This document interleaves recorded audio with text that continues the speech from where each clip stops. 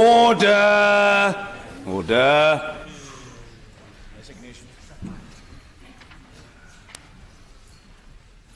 The ayes to the right, 202. The noes to the left, 432.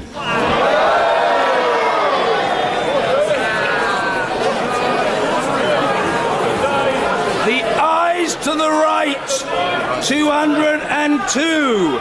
The noes, order! The ayes to the right, 202. The noes to the left, 432. So the noes have it. The noes have it. Unlock. On a point of order. The Prime Minister. Thank you, Mr. Speaker. Mr. Speaker, the House has spoken and the Government will listen.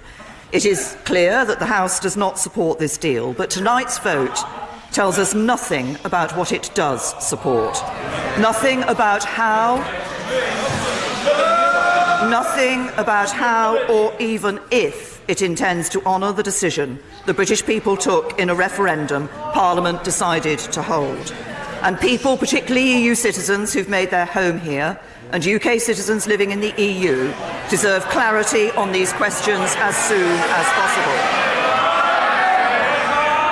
Order! Order! There's no good people shouting. There will be an opportunity for other points of order, but the Prime Minister must and will be heard. The Prime Minister. Those whose jobs rely on our trade with the EU need that clarity. So, with your permission, Mr. Speaker, I'd like to set out briefly how the Government intends to proceed. First, we need to confirm whether this Government still enjoys the confidence of the House. I believe that it does, but given the scale and importance of tonight's vote, it's right that others have the chance to test that question if they wish to do so. I can therefore confirm that if the official opposition table a confidence motion this evening in the form required by the Fixed Term Parliaments Act, the Government will make time to debate that motion tomorrow. And if, as happened before Christmas, the official opposition declined to do so, we will, on this occasion, consider making time tomorrow to debate any motion in the form required from the other opposition parties, should they put one forward. Second, if the House confirms its confidence in this Government, I will then hold meetings with my colleagues, our confidence and supply partner, the DUP, and senior parliamentarians from across the House to identify what would be required to secure the backing of the House. The Government will approach these meetings in a constructive spirit, but given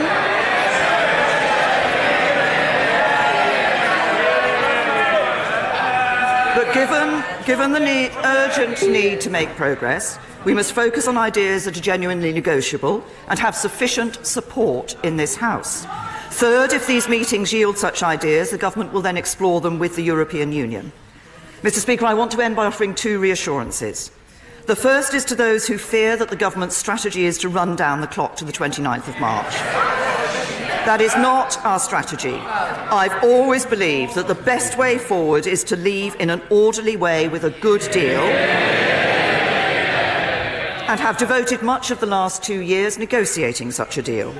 As you confirmed, Mr. Speaker, the amendment to the business motion tabled last week by my right honourable and learned friend, the member for Beaconsfield, is not legally binding, but the Government respects the will of the House. We will therefore make a statement about the way forward and table an amendable motion by Monday.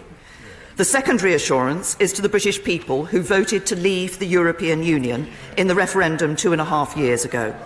I became Prime Minister immediately after that referendum. I believe it's my duty to deliver on their instruction, and I intend to do so. Every day that passes without this issue being resolved means more uncertainty, more bitterness and more rancour. The Government has heard what the House has said tonight, but I ask members on all sides of the House to listen to the British people who want this issue settled, and to work with the Government to do just that.